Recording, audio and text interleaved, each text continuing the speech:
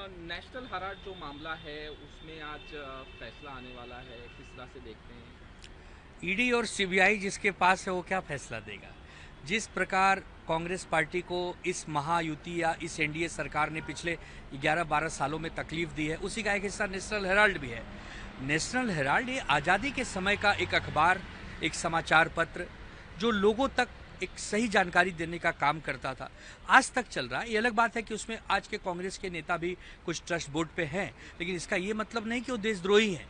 कांग्रेस कोई देशद्रोही पार्टी नहीं है, देश की आज़ादी की पार्टी है।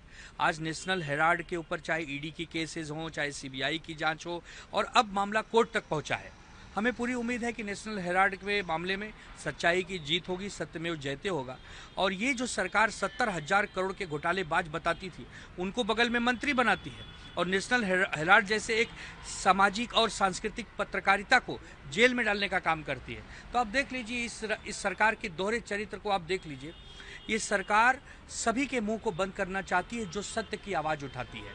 तो आने वाले समय में जनता भी तय करेगी कि इस सरकार का कैसे समापन किया जाए, इस सरकार के तानाशाही और अहंकारी रवैयों को कैसे खत्म किया जाए। आपको आज नहीं कल दिखेगा। हम इंतजार करेंगे कि नेशनल हेराल्ड के मामले में सत्यमेव जयते कब हम कहते हैं।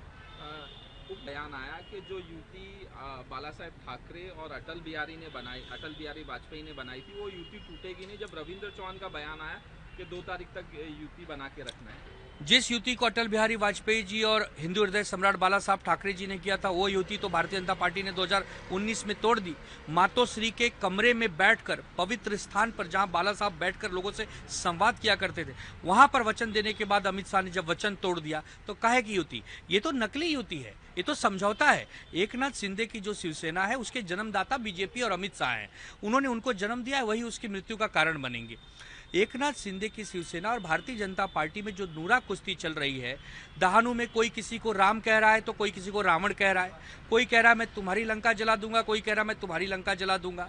जिस प्रकार चौहान जो रविंद्र चौहान बीजेपी के अध्यक्ष, वो कह रहे हैं कि 2 दिसंबर तक हम धर्म पालन करेंगे, उसका देखेंगे। नीलेश राणे घरों में घुसकर कैश के नोट पकड़ रहे हैं बीजेपी वालों के घरों में जाकर। दादा भूसे कह रहे हैं कि अगला मुख्यमंत्री एकनाथ शिंदे होंगे। अमित शाह कह चुके हैं कि 2029 में बीजेपी का मुख्यमंत्री होगा। ये चल क्या रहा है? ये सर्कस बना रखा है, सर्कस। जिस प्रकार महायुति में महाभ्रष्टता सामने आई है, जिस प्रकार महायुति में एक असमन्वय की कमी है या समन्वय बिल्कुल खत्म हो चुका है, उसको देखते हुए यही लग रहा है कि ये महायुति नहीं, ये एक प्रकार से सर्कस है जिसमें कोई कुछ भी कर रहा है, किसी का कोई मालिक नहीं है। नासिक का जो कुंभ में ठाकरे ने कल सवाल उठाए कि पेड़ काटे जा रहे हैं और वो कह रहे हैं कि मैं कुंभ मेले का विरोध नहीं कर रहा हूँ। जब ये सवाल देखिए सबसे बड़े गया तो वो कह रहे हैं कि उद्धव ठाकरे हिंदू विरोधी हैं। देखिए सबसे पहले तो हम लोग सनातनी लोग हैं, हमारी पार्टी के नाम में ही हिंदू हृदय सम्राट बाला साहब ठाकरे जी का एक नाम आता है। हम लोग सनातन संत साधु का बहुत हम लोग सम्मान करते हैं। शंकराचार्य मातोश्री भी आके गए। हम सिर्फ ये कह रहे हैं कि जो 15,000 पेड़ साधु ग्राम के नाम पर काटे जा रहे हैं, वो किसको दिया जा रहा है? वो गौतम अडानी को फायदा पहुंचाया जा रहा है क्या? वो किसी व्यापारी को फायदा पहुंचाया जा रहा है क्या? क्योंकि साधु संत तो पेड़ों को भगवान मानते हैं। राम भगवान तो वृक्षों से आशीर्वाद लेकर अपने वन का 14 वर्ष बिता दिए। साधु संत तो कहीं भी रह लेंगे, वृक्ष के नीचे रह लेंगे, वाटिका बना के रह लेंगे। वहीं बगल में पंचवटी है। पंचवटी से सबसे बड़ी सीख यही मिलती है कि ये जो अभ्यारण्य, ये जो महाराष्ट्र की पावन भूमि, जहाँ राम भगवान ने अपने करीब करीब 12-13 जो बहुत सारे वर्ष यहाँ बिताए, उसी का तो ये प्रमाण है कि हम सब बहुत प्यार करते हैं।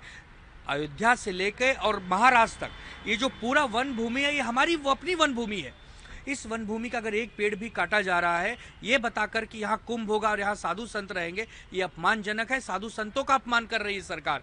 ये सरकार किसी न किसी व्यापारी को मदद करना चाहती है और कह रही है कि इतने पेड़ हम लगाएंगे। तो केवल वहीं क्यों लगाते हो भाई? बाकी जगह क्यों नहीं लगाते हो पेड़?